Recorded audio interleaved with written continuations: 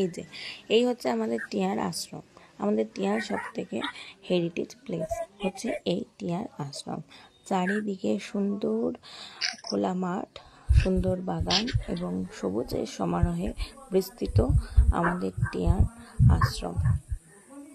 এই আশ্রম আমাদের টিয়ার অনেক ঐতিহ্য।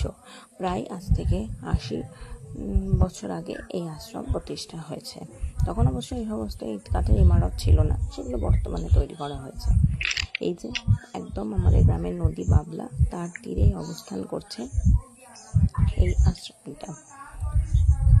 কুলকুল শব্দ বয়ে চলেছে আমাদের নদী বাবলা, তার তীরে অবস্থান করছে আমাদের এই ছোট্ট আশ্রমটি।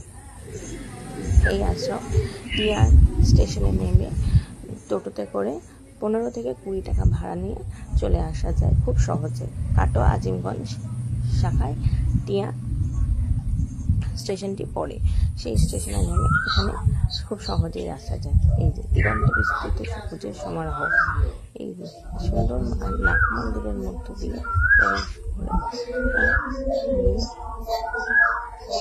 অনেক এখানে প্রতিদিন বিকেলে হরিনাম সংকীর্তন করা হয়ে থাকে। এই যে আমাদের গৌণ বিদ্যায়